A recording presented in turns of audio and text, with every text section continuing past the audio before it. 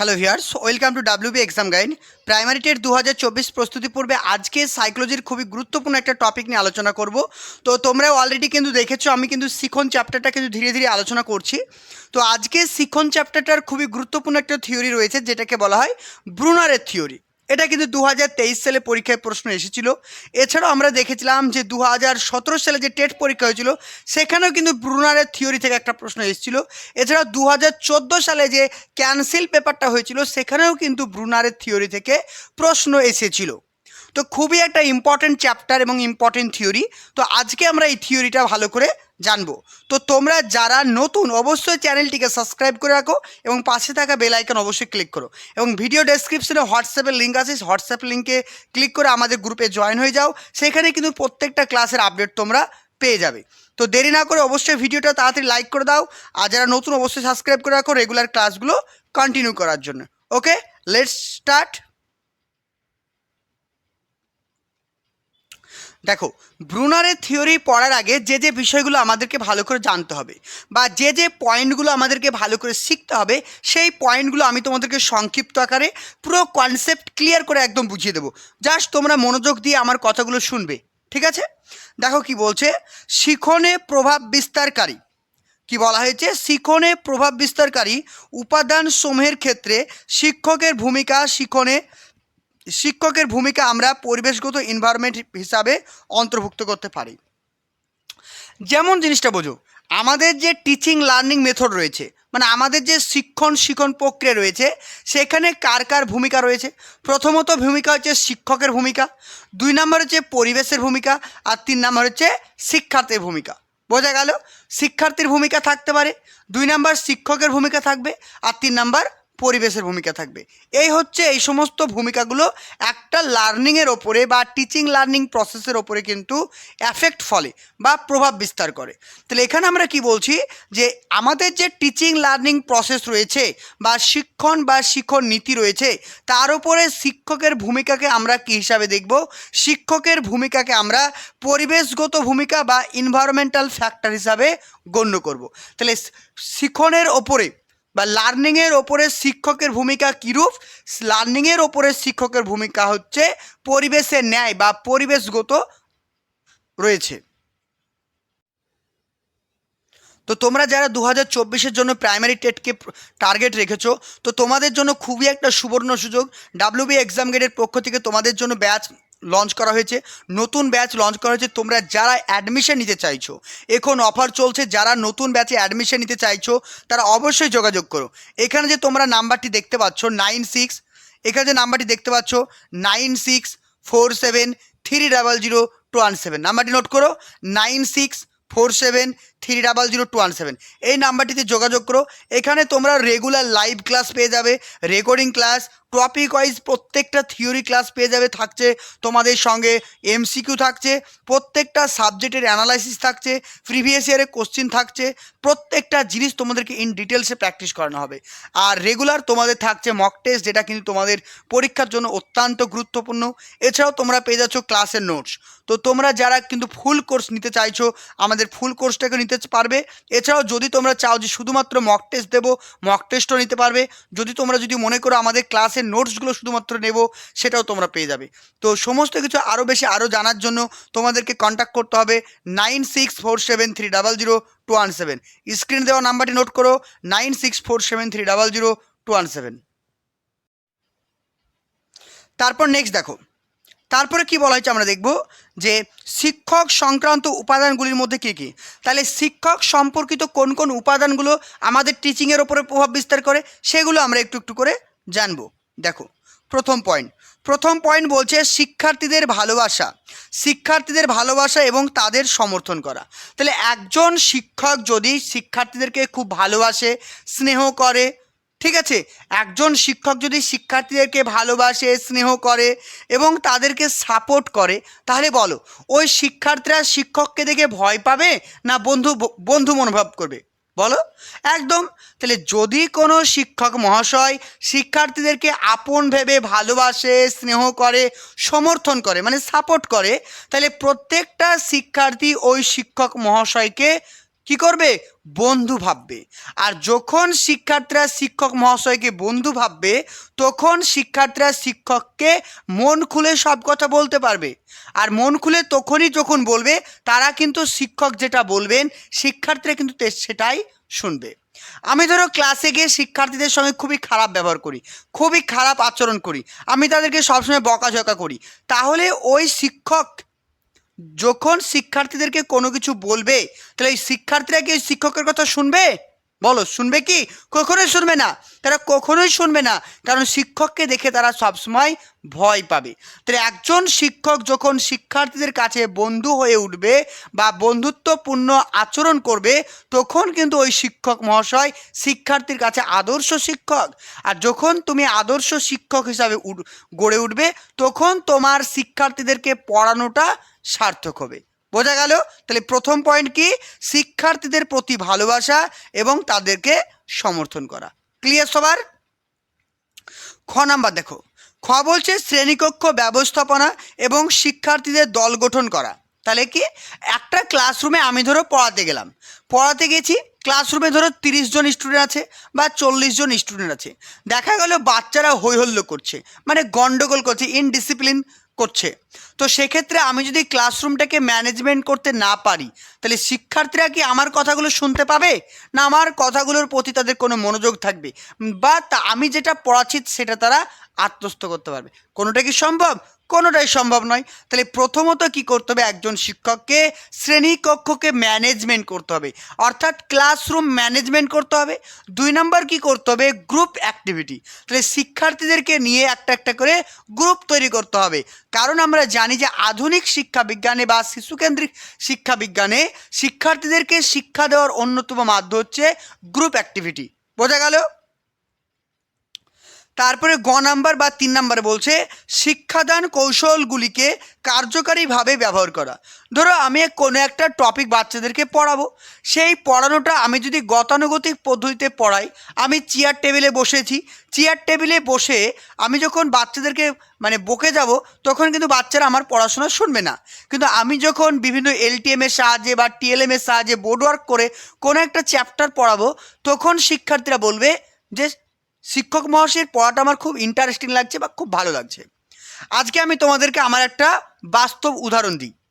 আজকে আমি যখন ক্লাস 4-এর ক্লাস নিচ্ছিলাম, ঠিক আছে, তো আমার মর্নিং স্কুল হওয়ার কারণে বেশিরভাগ স্টুডেন্টরা মিশনে পড়ে। তো আজকে বুধবার স্কুলে ডিম দেবে, সেই জন্য ছেলেগুলো সবাই আমার স্কুলে আসে একদিন সপ্তাহে ডিমের জন্য।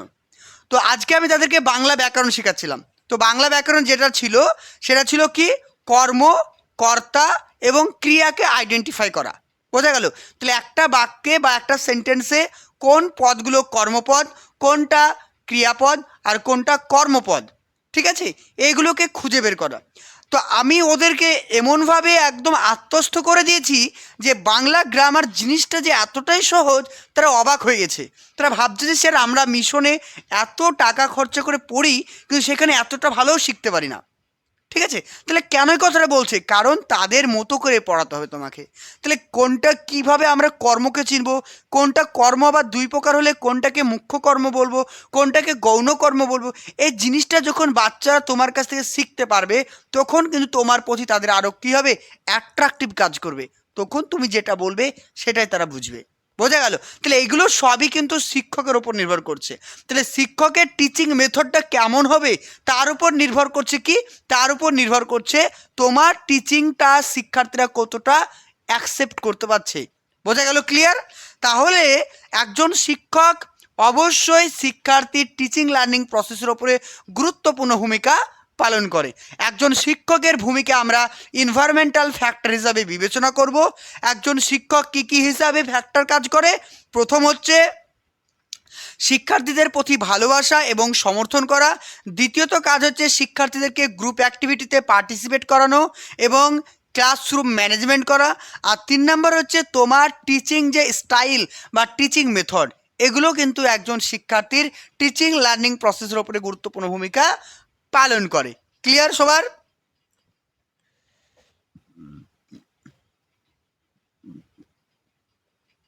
নেক্সট দেখো, এখানে কেবলমাত্র শিক্ষাদানের কৌশল হিসাবে সহযোগিতামূলক শিখন বা কোঅপারেটিভ লার্নিং বা সহপাঠীদের শিখন বা পিয়ার টিউটরিং এবং সমবেত শিখন বা কোলাবরেট লার্নিং আলোচনা করা হবে। তো আজকের এই টপিকের মধ্যে আমি আর একটা জিনিস তোমাদেরকে আলোচনা করব, এখান থেকেও কিন্তু তোমাদের পরীক্ষা প্রশ্ন আসে। কি কি টপিক? একটা হচ্ছে কি কোঅপারেটিভ লার্নিংটা কি, আরেকটা হচ্ছে কি পিয়ার লার্নিং কি বা পিয়ার টিউটরিং কি, আর 3 নম্বর হচ্ছে কি কোলাবরেটিং লার্নিং কি। বোঝা গেল? এই তিনটে থেকে কিন্তু সিটেটে অনেকবার সাইকোলজিতে প্রশ্ন এসেছে, তাই এই তিনটে জিনিস আমাদেরকে ভালো করে কিন্তু জানতে হবে। চলো জেনে নিই প্রত্যেকটা জিনিস ইন ডিটেলসে। তাহলে প্রথমত আমরা জানবো কি সহযোগিতামূলক শিখন বা যেটাকে আমরা বলবো কোঅপারেটিভ লার্নিং। ভালো করে মাথায় রাখো, তাহলে সহযোগিতামূলক শিখন যেটাকে আমরা বলবো কোঅপারেটিভ লার্নিং কি কি দেখো। বলছে শিক্ষার্থীদের মধ্যে পারস্পরিক সহযোগিতার দক্ষতা, মানে আমি তোমাকে হেল্প করব, তুমি আমাকে হেল্প করবে, এটাকে বলছে সহযোগিতা।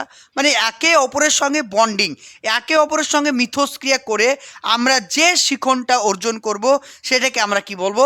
সহযোগিতামূলক শিখন। অর্থাৎ এখানে কি থাকছে যে দলগত একাত্মবোধ এবং দলগত মানসিকতা বিকাশের জন্য একই সঙ্গে প্রতিযোগিতামূলক মানসিকতা হ্রাস করার উদ্দেশ্যে সহযোগিতামূলক শিখন পদ্ধতিকে ব্যবহার করা প্রয়োজন। মনে পড়ছে আমি যখন তোমাদেরকে ইনক্লুসিভ এডুকেশন বা অন্তর্ভুক্তিমূলক শিক্ষা পড়িয়েছিলাম তখন বারবার একটা কথা বলেছিলাম, অন্তর্ভুক্তিমূলক শিক্ষার প্রধান ভিত্তি কি? অন্তর্ভুক্তিমূলক শিক্ষার প্রধান ভিত্তি হলো সহযোগিতামূলক শিখন বা কোঅপারেটিভ লার্নিং। মাথায় থাকবে। তাহলে অন্তর্ভুক্তিমূলক শিক্ষা বা ইনক্লুসিভ এডুকেশন কিসের ওপর ভিত্তি করে গড়ে উঠেছে সেটাকে আমরা বলবো কোঅপারেটিভ লার্নিং বা সহযোগিতামূলক শিখন। ইজ ইট ক্লিয়ার সবার? সহযোগিতার শিখন ব্যক্তিগত শিখন পদ্ধতি নয়। তাহলে এই সহযোগিতার শিখন বা কোঅপারেটিভ লার্নিং কোনো একটা ব্যক্তিগত বা পার্সোনাল টিচিং মেথড নয়, এটা কি? এটা একটা দলগত শিখন পদ্ধতি। তাহলে কোঅপারেটিভ লার্নিংটা কি? কোঅপারেটিভ লার্নিং হচ্ছে একটা দলগত শিখন পদ্ধতি। তাহলে সহপাঠীদের নিয়ে শিখন পদ্ধতি। তাহলে একটা জিনিস মাথায় রাখো, তাহলে কোঅপারেটিভ লার্নিংয়ে কাদেরকে নিয়ে পড়বো? কোঅপারেটিভ লার্নিংয়ে আমরা ক্লাসমেটকে নিয়ে পড়বো। ভালো করে বোঝো। তাহলে সহযোগিতামূলক শিখন বা কোঅপারেটিভ লার্নিংয়ের মধ্যে কি থাকছে? ক্লাসমেট থাকছে। ধরো ক্লাস 5-এর স্টুডেন্ট নিয়ে একটা গ্রুপ করব, ক্লাস 6-এর স্টুডেন্টরা নিয়ে আলাদা গ্রুপ করব, এটাকে বলবো আমরা সহপাঠী নিয়ে শিখন পদ্ধতি বা কি বলবো? Classmate grouping. বোঝা গেল? এই ধরনের শিখন প্রক্রিয়ায় শিক্ষার্থীদের আভ্যন্তরীণ প্রেরণা কাজ করে। যখন দেখবে আমরা গ্রুপের মাধ্যমে পড়াশোনা করব, যখন আমরা গ্রুপ অ্যাক্টিভিটি করব, তখন দেখা যাবে শিক্ষার্থীর মনে অনেক কিন্তু আগ্রহ প্রকাশ পায়, তারা মন থেকে কোনো কিছু শিখতে পায়। অর্থাৎ তাদের মধ্যে যে ইন্টারনাল যে মোটিভেশন রয়েছে সেই ইন্টারনাল মোটিভেশন কিন্তু কাজ করে। এই জিনিসটা ভালো করে মাথায় রাখতে হবে। তো তোমরা যারা 2024-এর জন্য প্রাইমারি টেটকে টার্গেট রেখেছো, তো তোমাদের জন্য খুবই একটা সুবর্ণ সুযোগ। ডাব্লিউবি এক্সাম গেটের পক্ষ থেকে তোমাদের জন্য ব্যাচ লঞ্চ করা হয়েছে, নতুন ব্যাচ লঞ্চ করা হয়েছে। তোমরা যারা অ্যাডমিশন নিতে চাইছো, এখন অফার চলছে, যারা নতুন ব্যাচে অ্যাডমিশন নিতে চাইছো তারা অবশ্যই যোগাযোগ করো। এখানে যে তোমরা নাম্বারটি দেখতে পাচ্ছ 96, এখানে যে নাম্বারটি দেখতে পাচ্ছ 9647300217, নাম্বারটি নোট করো 9647300217। এই নাম্বারটিতে যোগাযোগ করো। এখানে তোমরা রেগুলার লাইভ ক্লাস পেয়ে যাবে, রেকর্ডিং ক্লাস, টপিক ওয়াইজ প্রত্যেকটা থিওরি ক্লাস পেয়ে যাবে, থাকছে তোমাদের সঙ্গে এমসিকিউ থাকছে, প্রত্যেকটা সাবজেক্টের অ্যানালাইসিস থাকছে, প্রিভিয়াস ইয়ারের কোশ্চিন থাকছে, প্রত্যেকটা জিনিস তোমাদেরকে ইন ডিটেলসে প্র্যাকটিস করানো হবে। আর রেগুলার তোমাদের থাকছে মক টেস্ট, যেটা কিন্তু তোমাদের পরীক্ষার জন্য অত্যন্ত গুরুত্বপূর্ণ। এছাড়াও তোমরা পেয়ে যাচ্ছ ক্লাসের নোটস। তো তোমরা যারা কিন্তু ফুল কোর্স নিতে চাইছো আমাদের ফুল কোর্সটাকে নিতে পারবে। এছাড়াও যদি তোমরা চাও যে শুধুমাত্র মক টেস্ট দেবো, মক টেস্টও নিতে পারবে। যদি মনে করো আমাদের ক্লাসের নোটসগুলো শুধুমাত্র নেব, সেটাও তোমরা পেয়ে যাবে। তো সমস্ত কিছু আরও বেশি আরও জানার জন্য তোমাদেরকে কন্ট্যাক্ট করতে হবে 9647300217। স্ক্রিনে দেওয়া নাম্বারটি নোট করো 9647300217। চলো নেক্সট দেখো। নেক্সট এবার আমরা যেটা পড়বো সেটা হচ্ছে কি পিয়ার টিউটরিং বা যেটাকে আমরা বলবো সঙ্গী শিখন বা সহপাঠীদের দ্বারা শিক্ষাদান।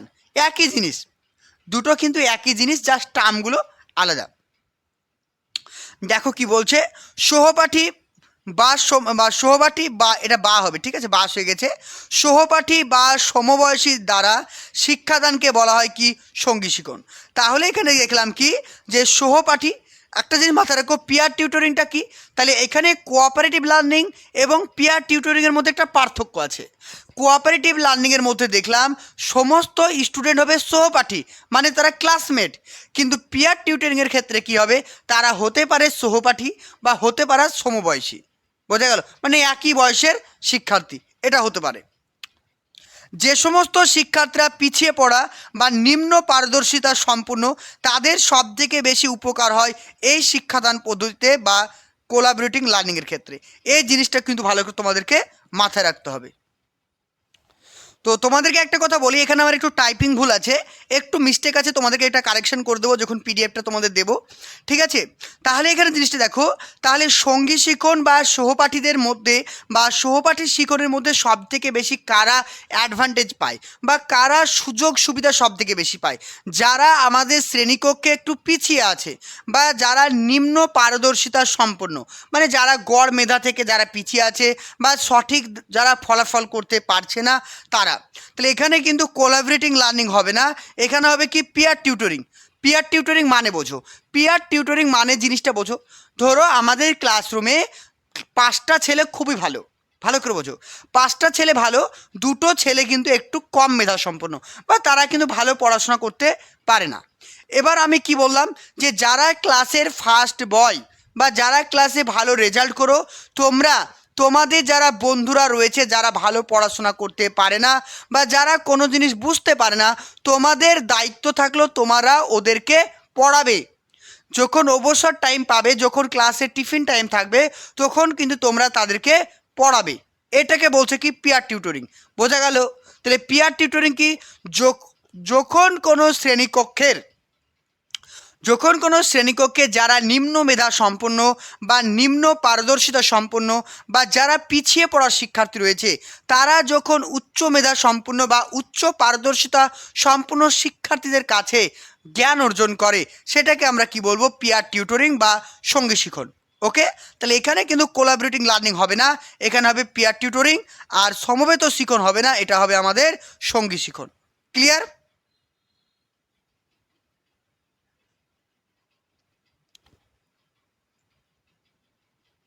চলো, এবার আমরা যেটা পড়বো সেটা হচ্ছে কি সমবেত শিখন বা কোলাবোরেটিং লার্নিং, বোঝা গেল। এবার আমরা যেটা পড়বো সেটাকে আমরা কি বলবো, সমবেত শিখন বা কোলাবোরেটিং লার্নিং। এই জিনিসটা ভালো করে আমাদেরকে এবার বুঝতে হবে, বোঝা গেল। তাহলে প্রথমে আমরা পড়লাম কি কোঅপারেটিভ লার্নিং, তারপরে আমরা পড়লাম পিয়ার লার্নিং, তারপরে আমরা পড়বো কি কোলাবোরেটিং লার্নিং। ওকে, সবগুলোই কিন্তু শিশু কেন্দ্রিক, মাথায় থাকবে, প্রত্যেকটা কিন্তু চাইল্ড সেন্ট্রিক, এটা কিন্তু ভালো করে মাথায় রেখো।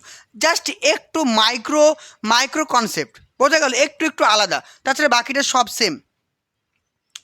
বলছি দেখো, সমবেত শিখন হলো এমন একটি পরিস্থিতি যেখানে 2 বা অধিক ব্যক্তি একসঙ্গে শিক্ষা গ্রহণ করে। তাহলে সমবেত শিখন কি, যেখানে 2 বা অধিক ব্যক্তি একসঙ্গে শিক্ষা গ্রহণ করে, তখন তাকে আমরা বলবো কি সমবেত শিখন। এই শিখন পদ্ধতিতে একে অপরকে প্রশ্ন করে, একজন অপরজনের চিন্তাভাবনাকে মূল্যায়ন করে, পরস্পরকে মনিটর করে। যেমন ধরো আমি তোমার পড়া ধরলাম, তুমি আমার পড়া ধরলে, তোমার খাতাটা আমি চেক করলাম, আমার খাতাটা তুমি চেক করলে, এগুলোকে কি বলবো, এগুলোকে আমরা বলবো সমবেত শিখন বা কোলাবরেট করা, কোলাবরেটিং লার্নিং বা সমবেত শিখন, বোঝা গেল। এই পদ্ধতিতে শিক্ষার্থীদের সক্রিয়ভাবে একে অপরের সাথে মিথস্ক্রিয়া করে। তাহলে এই পদ্ধতিতে কি করছে, এই পদ্ধতিতেই একে অপরের সঙ্গে তারা কিন্তু মিথস্ক্রিয়া করছে।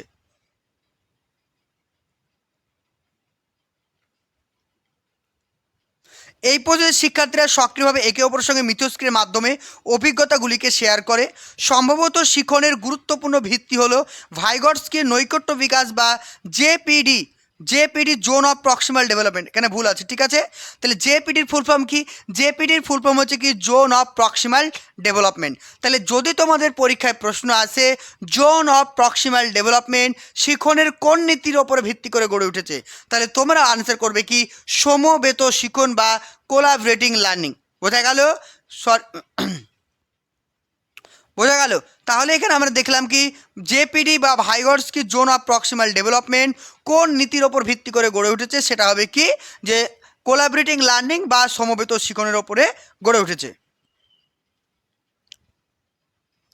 নেক্সট দেখো, সমবেত শিক্ষণ পদ্ধতিগুলি হলো, তাহলে সমবেত শিক্ষণ পদ্ধতির কী কী উদাহরণ রয়েছে, যেমন সমবেতভাবে নিয়ম অনুসরণ করা, সবাই একসঙ্গে কোনো কিছুকে মেনে চলা, দলগতভাবে প্রজেক্ট করা, কোনো প্রজেক্ট ওয়ার্ক করা, বা একত্রিত হয়ে কোনো সমস্যাকে সমাধান করা, বিতর্ক সভা করা, স্টাডি গ্রুপ মানে গ্রুপ স্টাডি করা, ঠিক আছে এইগুলো। তাহলে যখন আমরা একাধিক ছেলে মেয়ে একসঙ্গে পড়াশোনা করব, সেটাকে আমরা কি বলবো, সেটাকে আমরা বলবো কোলাবরেটিং লার্নিং। বোঝা গেল? একটা কথা মাথায় রেখো, যদি তোমাদের পরীক্ষায় প্রশ্ন আসে, এই তিনটে অপশন একসঙ্গে দেবে না, এই তিনটে অপশন একই সঙ্গে দেবে না, কারণ তিনটে জিনিস একই রকম। আর যদিও দেয় তাহলে দেখবে অল অফ দিস অ্যাবাভ থাকবে। বোঝা গেল?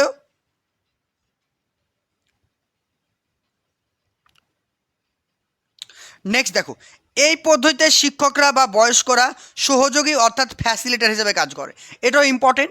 আমরা তো পড়েছিলাম তাই না, যে ভাইগটস্কির যে শিক্ষণ পদ্ধতি, ভাইগটস্কির সামাজিক নির্মিতিবাদে, পরীক্ষায় প্রশ্নে খুব আসে যে ভাইগটস্কির সামাজিক নির্মিতিবাদে একজন শিক্ষকের ভূমিকা কীরূপ। তাহলে কি বললাম, ভাইগটস্কির সামাজিক নির্মিতিবাদে একজন শিক্ষকের ভূমিকা কীরূপ হবে। তাহলে কি হবে, ভাইগটস্কির সামাজিক নির্মিতিবাদে একজন শিক্ষকের ভূমিকা হবে কীরূপ, সেটা আমরা দেখব কি সহযোগী অর্থাৎ ফ্যাসিলেটর। এই কথাটা ভালো করে মাথায় রাখবে। তাহলে ভাইগটস্কির সামাজিক নির্মিতিবাদে একজন টিচারের যে ভূমিকা থাকবে সেটা হচ্ছে ফ্যাসিলেটর বা সহযোগী হিসাবে। বোঝা গেল? তো তোমরা যারা 2024-এর জন্য প্রাইমারি টেটকে টার্গেট রেখেছো, তো তোমাদের জন্য খুবই একটা সুবর্ণ সুযোগ।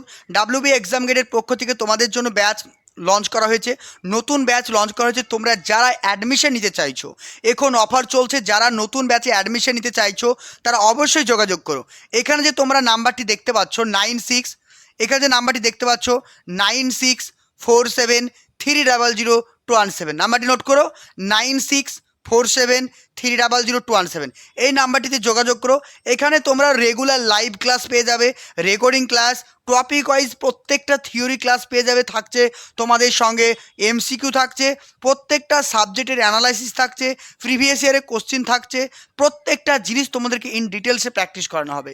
আর রেগুলার তোমাদের থাকছে মক টেস্ট, যেটা কিন্তু তোমাদের পরীক্ষার জন্য অত্যন্ত গুরুত্বপূর্ণ। এছাড়াও তোমরা পেয়ে যাচ্ছ ক্লাসের নোটস। তো তোমরা যারা কিন্তু ফুল কোর্স নিতে চাইছো, আমাদের ফুল কোর্সটাকে নিতে পারবে। এছাড়াও যদি তোমরা চাও যে শুধুমাত্র মক টেস্ট দেবো, মক টেস্টও নিতে পারবে। যদি মনে করো আমাদের ক্লাসের নোটসগুলো শুধুমাত্র নেব, সেটাও তোমরা পেয়ে যাবে। তো সমস্ত কিছু আরও জানার জন্য তোমাদেরকে কন্ট্যাক্ট করতে হবে 9647300217। স্ক্রিন দেওয়া নাম্বারটি নোট করো, 9647300217।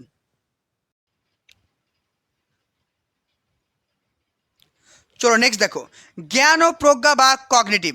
তাহলে জ্ঞান ও প্রজ্ঞা বা কগনিটিভ বলতে কি বোঝায়, আমরা এই জিনিসটাকে ভালো করে জানবো। ওকে, তাহলে জ্ঞান কাকে বলে আর কগনিটিভ কাকে বলে? জ্ঞান মানে কি, জ্ঞানকে ইংরেজিতে কি বলছে, নলেজ। জ্ঞানকে ইংরেজিতে কি বলছে, নলেজ। আর প্রজ্ঞাকে ইংরেজিতে কি বলছে, কগনিটিভ। তাহলে জ্ঞান কাকে বলে আর প্রজ্ঞা কাকে বলে, এই জিনিসটা ভালো করে আমাদের কিন্তু জানতে হবে। দুটো জিনিস কিন্তু সেম নয়, দুটো আলাদা। বোঝা গেল? জ্ঞান প্রজ্ঞা আলাদা, কিন্তু প্রায় একই রকম, কিন্তু একটু আলাদা। সেই একটু আলাদাটাকে ভালো করে আমাদেরকে বুঝতে হবে। দেখো, জ্ঞান বলতে সেই সব বিষয় বা অভিজ্ঞতাকে বোঝায় যেগুলি বুঝতে প্রধানত মানসিক শক্তির প্রয়োজন হয়। তাহলে জ্ঞান বলতে কোনগুলোকে বোঝায়? জ্ঞান হচ্ছে এমন এক ধরনের আমাদের শক্তি বা এমন এক ধরনের প্রক্রিয়া বা এমন এক ধরনের বিষয় যেগুলি বোঝার জন্য আমাদের মানসিক শক্তির প্রয়োজন। যেমন উদাহরণস্বরূপ বলা যায় যে বিজ্ঞানের কোনো বিষয়কে বুঝতে হলে, কোনো গল্প পড়ে তার মূল বক্তব্যকে অনুধাবন করতে হলে, বা কোনো সূত্রকে কাজে লাগিয়ে অঙ্কন করতে হলে যে মানসিক শক্তির প্রয়োজন হয় সেটা হচ্ছে জ্ঞান। ধরো আমি একটা লাভ ক্ষতির অঙ্ক করব, সেই লাভ ক্ষতির অঙ্কটা করতে গেলে আমার কিসের প্রয়োজন? জ্ঞানের প্রয়োজন। বোঝা গেল? বা বিজ্ঞানের কোনো একটা থিওরি জানতে চাইছি, বয়েলের সূত্র, চার্লসের সূত্র, এই যে সূত্রগুলো রয়েছে বা আলোর যে সূত্র রয়েছে, সেগুলো জানতে গেলে আমার কিসের প্রয়োজন? আমার জ্ঞানের প্রয়োজন। ওকে, সেগুলো হচ্ছে আমার জ্ঞান। জ্ঞান মস্তিষ্কের সক্রিয়তার উপর নির্ভর করে। তাহলে আমাদের জ্ঞান কিসের উপর নির্ভর করে? সক্রিয়। যদি আমি সক্রিয় না হই, যদি আমি অ্যাক্টিভ না হই, তাহলে কি আমি জ্ঞান অর্জন করতে পারবো? অবভিয়াসলি পারবো না। তাহলে আমাকে কোনো একটা বিষয় বা কোনো একটা টপিকের ওপরে জ্ঞান অর্জন করতে গেলে আমাকে কি করতে হবে? কোনো একটা বিষয় বা কোনো একটা টপিকের ওপরে জ্ঞান অর্জন করতে গেলে অবশ্যই অবশ্যই আমাকে কি করতে হবে? সক্রিয় হতে হবে। কি করতে হবে? আমাকে অবশ্যই সক্রিয় হতে হবে। তাই এদেরকে কেন্দ্রীয় আচরণ বলা হয়। তাই এগুলোকে কি বলা হয়? কেন্দ্রীয় আচরণ। তাহলে জ্ঞানকে কি বলা হয়? জ্ঞানকে বলা হয় আমাদের কেন্দ্রীয় আচরণ। কারণ জ্ঞানকে কেন্দ্র করেই কিন্তু আমাদের প্রজ্ঞা গঠন হচ্ছে। জ্ঞানকে কেন্দ্র করেই আমার প্রজ্ঞা গঠন করছে। তাই জ্ঞানকে কি বলা হয়? জ্ঞানকে বলা হয় কেন্দ্রীয় আচরণ। ওইসব শিখন বা অভিজ্ঞতার জন্য দৈহিক শক্তির ব্যবহার প্রয়োজন হয় না। তাহলে এর জন্য আমাদের কিসের প্রয়োজন হয় না? এর জন্য কিন্তু আমাদের কোনো রকম দৈহিক শক্তির কিন্তু কোনো রকম প্রয়োজন হয় না। জ্ঞানমূলক শিখনের জন্য প্রয়োজন কি? জ্ঞানমূলক শিখনের জন্য প্রয়োজন হচ্ছে আমাদের অন্তর্দৃষ্টি, মানে অন্তর থেকে ভাবা যে আমি কোন জিনিসটা পড়ছি, কোন জিনিসটা বুঝছি, আমি জিনিসটা পড়ে কতটা জানলাম বা আমি জিনিসটা পড়ে কতটা বুঝলাম। এই যে আমি মন থেকে ভাবছি, এই ভাবনাটাকে বলছে কি? অন্তর্দৃষ্টি। যখন কোনো একটা জিনিসকে আমি মন থেকে চাইবো বা মন থেকে দেখবো বা মন থেকে বুঝবো, তখন কিন্তু সেই জিনিসটার প্রতি আমার কি হবে? জ্ঞান তৈরি হবে। তাহলে জ্ঞানের মূল ভিত্তি কি? জ্ঞানের মূল ভিত্তি হচ্ছে অন্তর্দৃষ্টি। ওকে, নেক্সট দেখো, এবার আমরা যেটা পড়বো সেটা হচ্ছে কি? প্রজ্ঞা। তাহলে প্রজ্ঞা কি? প্রজ্ঞা হলো সেই জ্ঞান যা আমাদের বিষয়টি সম্বন্ধে সুসংবদ্ধ ও সুসংগঠিত পূর্ণাঙ্গ ধারণার জন্ম দেয়। ভালো করে বোঝো। তাহলে জ্ঞান বলতে কি বোঝায়? জ্ঞান হচ্ছে ক্ষুদ্র ক্ষুদ্র জিনিস। জ্ঞান হচ্ছে ক্ষুদ্র ক্ষুদ্র জিনিস। আর প্রজ্ঞা কি? প্রজ্ঞা হচ্ছে একটা সমগ্র জিনিস। তাহলে আমরা জানলাম, ধরো আমি মোটরসাইকেল চালাবো। তো মোটরসাইকেল চালাতে গেলে কি করতে হবে? প্রথমে আমাকে স্টার্ট দিতে হবে, তারপর আমাকে ক্লাচ দিতে হবে, আমাকে গিয়ার চেঞ্জ করতে হবে। যে এই যে ছোট ছোট জিনিসগুলো আমি জানছি, এগুলোকে আমি কি বলবো? জ্ঞান। যখন আমি প্রত্যেকটা জ্ঞান আমি জেনে নিলাম, তারপর জ্ঞানগুলোকে আমি একসঙ্গে গঠন করলাম, তখন কি করব? আমি মোটরসাইকেল চালাতে পারবো। যখন আমি মোটরসাইকেল চালাতে পারবো, সেটাকে আমি কি বলবো? প্রজ্ঞা। তাহলে জ্ঞানটা কি? জ্ঞানটা হচ্ছে থিওরি। আর প্রজ্ঞাটা কি? প্রজ্ঞাটা হচ্ছে অ্যাপ্লিকেশন। যখন আমরা জ্ঞানগুলোকে একসঙ্গে সংবদ্ধ করে বাস্তবে আমরা প্রয়োগ করতে পারবো, সেটাকে আমরা বলবো কি? প্রজ্ঞা। তাহলে জ্ঞান যখন ব্যবহৃত হয়ে ব্যক্তিকে আরও সমৃদ্ধ করে তোলে, সেই অবস্থাকে কি বলা হয়? প্রজ্ঞা। তাহলে অনেকগুলো জ্ঞান যখন আমার একসঙ্গে যুক্ত হয়ে কি করে? আমার একটা মন, মানে মোটামুটিভাবে একটা পূর্ণাঙ্গ ধারণা তৈরি করে, সেটাকে আমরা কি বলবো?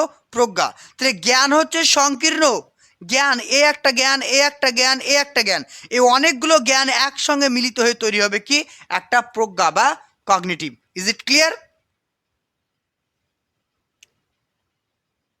দেখো, তাহলে উদাহরণস্বরূপ কি বলবো? উদাহরণস্বরূপ বলবো, একজন শিক্ষার্থী যখন প্রকৃতি বিজ্ঞানের গ্যাসের সূত্রাবলীর মধ্যে বয়েলের সূত্র, চার্লসের সূত্র, অ্যাভোগাড্রোর প্রকল্প, আদর্শ গ্যাসের সমীকরণ সব কিছু জানলো, জানার পর যখন শিক্ষার্থী গ্যাসীয় সূত্রগুলি সম্বন্ধে জ্ঞান হয়েছে, যখন প্রত্যেকটা থিওরি সে জানলো, তার মানে প্রত্যেকটা থিওরি সম্পর্কে তার নলেজ হয়েছে বা প্রত্যেকটা থিওরি সম্পর্কে তার জ্ঞান হয়েছে। যখন সেই শিক্ষার্থী অর্জিত জ্ঞানকে যথাযথভাবে প্রয়োগ করতে পারবে বা ওই সংক্রান্ত বিভিন্ন সমস্যাকে সমাধান করতে পারবে, ওই সূত্রকে অন্য ধরনের সমস্যা সমাধানের ক্ষেত্রেও প্রয়োগ করতে পারে, তখনই বলা হবে শিক্ষার্থীর ওই বিষয়ে সুসংবদ্ধ বা সুসংগঠিত জ্ঞান হয়েছে, অর্থাৎ জ্ঞান থেকে প্রজ্ঞার জন্ম নিয়েছে। বোঝা গেল? তাহলে জ্ঞান বলতে বোঝাচ্ছে যখন কোনো একটা জিনিস সম্পর্কে আমি প্রাথমিক ধারণা অর্জন করব, সেটাকে আমি বলবো জ্ঞান। আর সেই প্রাথমিক ধারণাগুলো যখন আমি প্রয়োগ করতে পারবো, সেটাকে আমি বলবো প্রয়োগ। ওকে,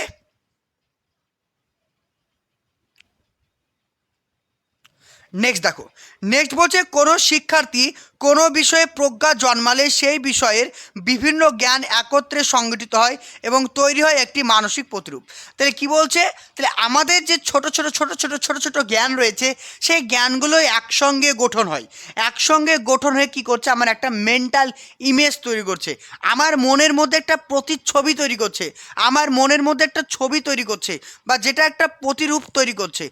বোঝা গেল? তো ছোট ছোট জ্ঞানগুলো একসঙ্গে মিলিত হয়ে কি করছে? একটা মানসিক প্রতিরূপ তৈরি করছে, আর ওই প্রতিরূপ স্মৃতিতে সংরক্ষিত হয় এবং প্রয়োজনে একে পুনরুদ্রেক করা হয়। সেগুলো আমার মনের মধ্যে সঞ্চয় হচ্ছে এবং যখন আমাদের প্রয়োজন হয় সেগুলো আমরা কি করতে পারি, মনে করতে পারি। এবার আমরা জানবো কি মানসিক প্রতিরূপ কি।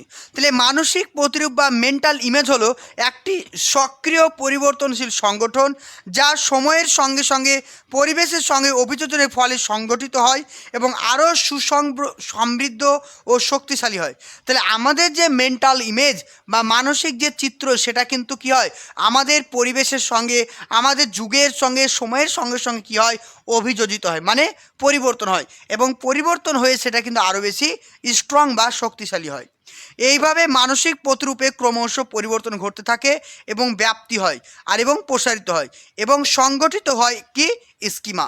তাহলে আমাদের জিনিসটা বোঝো, আমরা প্রথমে জ্ঞান হলো, আমার ছোট ছোট জ্ঞান হলো, সেই জ্ঞানগুলো একসঙ্গে তৈরি করছে কি, সেই জ্ঞানগুলো একসঙ্গে তৈরি করছে আমার মেন্টাল ইমেজ, আর সেই মেন্টাল ইমেজ যখন আমি বাস্তবে প্রয়োগ করব সেটাকে আমি বলবো প্রজ্ঞা।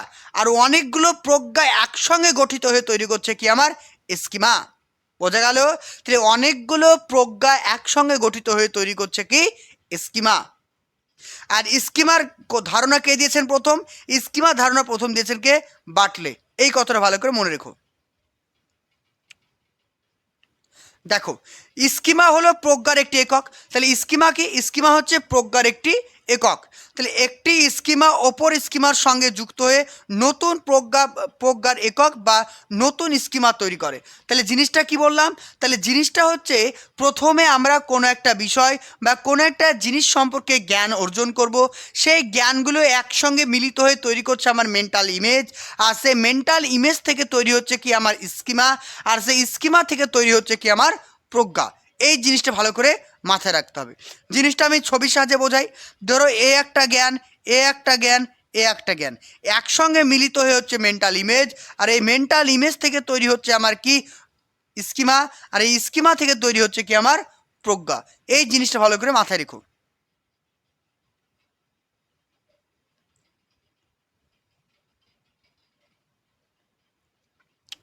নেক্সট দেখো, শিখনের দ্বারা স্কিমার পরিবর্তন ঘটানো সম্ভব।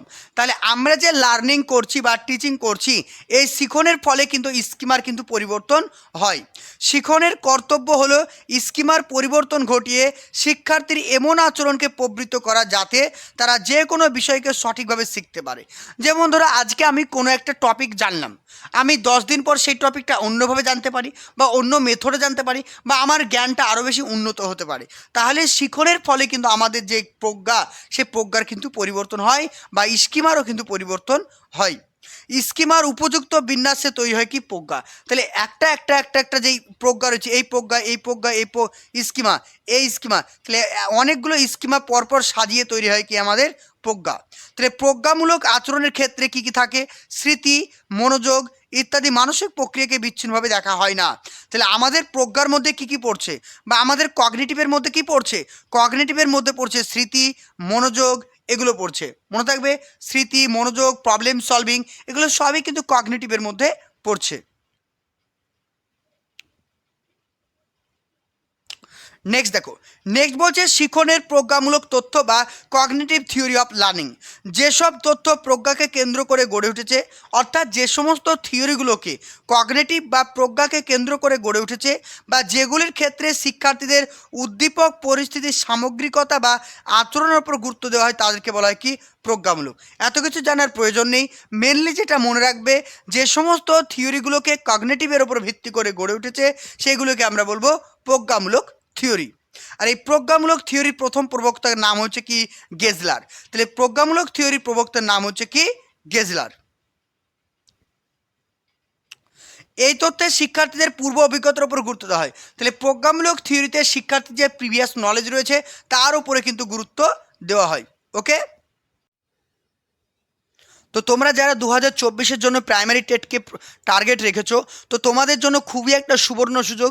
ডাব্লিউবি এক্সাম গেটের পক্ষ থেকে তোমাদের জন্য ব্যাচ লঞ্চ করা হয়েছে, নতুন ব্যাচ লঞ্চ করা হয়েছে। তোমরা যারা অ্যাডমিশন নিতে চাইছো, এখন অফার চলছে, যারা নতুন ব্যাচে অ্যাডমিশন নিতে চাইছো তারা অবশ্যই যোগাযোগ করো। এখানে যে তোমরা নাম্বারটি দেখতে পাচ্ছ 96, এখানে যে নাম্বারটি দেখতে পাচ্ছ 96473002 217। নাম্বারটি নোট করো 9647300217। এই নাম্বারটিতে যোগাযোগ করো। এখানে তোমরা রেগুলার লাইভ ক্লাস পেয়ে যাবে, রেকর্ডিং ক্লাস, টপিক ওয়াইজ প্রত্যেকটা থিওরি ক্লাস পেয়ে যাবে, থাকছে তোমাদের সঙ্গে এমসিকিউ থাকছে, প্রত্যেকটা সাবজেক্টের অ্যানালাইসিস থাকছে, প্রিভিয়াস ইয়ারের কোশ্চিন থাকছে, প্রত্যেকটা জিনিস তোমাদেরকে ইন ডিটেলসে প্র্যাকটিস করানো হবে। আর রেগুলার তোমাদের থাকছে মক টেস্ট, যেটা কিন্তু তোমাদের পরীক্ষার জন্য অত্যন্ত গুরুত্বপূর্ণ। এছাড়াও তোমরা পেয়ে যাচ্ছ ক্লাসের নোটস। তো তোমরা যারা কিন্তু ফুল কোর্স নিতে চাইছো আমাদের ফুল কোর্সটাকে নিতে পারবে। এছাড়াও যদি তোমরা চাও যে শুধুমাত্র মক টেস্ট দেবো, মক টেস্টও নিতে পারবে। যদি মনে করো আমাদের ক্লাসের নোটসগুলো শুধুমাত্র নেব, সেটাও তোমরা পেয়ে যাবে। তো সমস্ত কিছু আরও জানার জন্য তোমাদেরকে কন্ট্যাক্ট করতে হবে 9647300217। স্ক্রিনে দেওয়া নাম্বারটি নোট করো 9647300217। দেখো এবার আমরা যেটা পড়ব, প্রজ্ঞামূলক থিওরিতে কী কী জিনিসের উপরে গুরুত্ব দেওয়া হয়। বলছে এই শিক্ষণের ক্ষেত্রে শিক্ষার্থীদের মানসিক প্রতিরোধ হয়ে গেছে, মানসিক প্রতিচ্ছবি সৃষ্টি হয়। তাহলে এই যে প্রজ্ঞামূলক থিওরিতে কি হচ্ছে, মানসিক প্রতিচ্ছবি সৃষ্টি হচ্ছে। এই তথ্যে বিশ্বাসী মনোবিদগণ শিক্ষণকে ব্যক্তির আভ্যন্তরীণ প্রক্রিয়া হিসেবে বিবেচনা করছেন। অর্থাৎ এখানে ইন্ট্রেন্সিক এই যে অন্তর্দৃষ্টির ওপরে কিন্তু গুরুত্ব দেওয়া হয়েছে। এখানে শক্তিদায়ী উদ্দীপক বা রিইনফোর্সমেন্টের ওপরেও গুরুত্ব দেওয়া হয়েছে। বোঝা গেল? তাহলে এখানে শক্তিদায়ী উদ্দীপক বা রিইনফোর্সমেন্ট, বা ধরো কোনো একটা শিক্ষার্থীকে কোনো প্রশ্ন করলাম, সে সঠিক উত্তর বলল, তারপর আমি তাকে কী করব, প্রশংসা করব, এটাকে বলবো আমরা রিইনফোর্সমেন্ট। এই তথ্যে বিশ্বাসী মনোবিদগণ মতে স্মৃতির সাংগঠনিক রূপের তিনটি স্তর রয়েছে। আমাদের যে স্মৃতি রয়েছে, অর্থাৎ যারা কগনিটিভ ডেভেলপমেন্টের ওপরে বিশ্বাসী, সেই সমস্ত মনোবিদরা বলছেন যে আমাদের স্মৃতির তিনটে সাংগঠনিক রূপ রয়েছে। কি কি? নাম্বার ওয়ান হচ্ছে কি সংবেদন স্তর, 2 নাম্বার হচ্ছে কি অস্থায়ী বা ক্ষণস্থায়ী স্মৃতি, 3 নম্বর বলছে স্থায়ী স্মৃতি বা দীর্ঘস্থায়ী স্মৃতি। তাহলে এইগুলো কিন্তু সবই কিন্তু তোমাদের স্মৃতি চ্যাপ্টার আমি পড়িয়ে দিয়েছি। ওকে, তো আজকে তোমাদের ইউটিউবে এই পর্যন্ত থাকলো। রাত্রে তোমাদের 8:30টায় ক্লাস আছে। রাত্রের ক্লাসে তোমাদেরকে ব্রুনারের থিওরি পড়াবো। ঠিক আছে, রাত্রে তোমাদের ব্রুনারের থিওরি থাকবে, কারণ এখান থেকে প্রশ্ন কিন্তু তোমাদের 2000 বারবার পরীক্ষা প্রশ্ন এসছে। তারপর থাকছে ব্রুনারের থিওরির ওপরে তোমাদের থাকছে এমসিকিউ। ঠিক আছে, বাস পুরো টপিক কমপ্লিট। এর বাইরে কোনো প্রশ্ন তোমাদের আসবে না, 100% বলবো, এর বাইরে কোনো পরীক্ষা প্রশ্ন আসবে না। ঠিক আছে, প্রত্যেকটা জিনিস কনসেপ্ট ক্লিয়ার করে দেবো। তো তোমরা যারা ইউটিউবে ক্লাস করছো, তো তোমরা আর হাতে কিন্তু বেশি সময় নেই, তো তোমরা যারা আমাদের ক্লাসে অ্যাডমিশন নিতে চাইছো, তারা অবশ্যই 9647300217। কি বললাম? 9647300217 এই নাম্বারে হোয়াটসঅ্যাপ করো, আমাদের ব্যাচ কোর্সে অ্যাডমিশন নিয়ে নাও, রেগুলার ক্লাসগুলো করো, টেট পাস করো, সাকসেস হও। Thank you.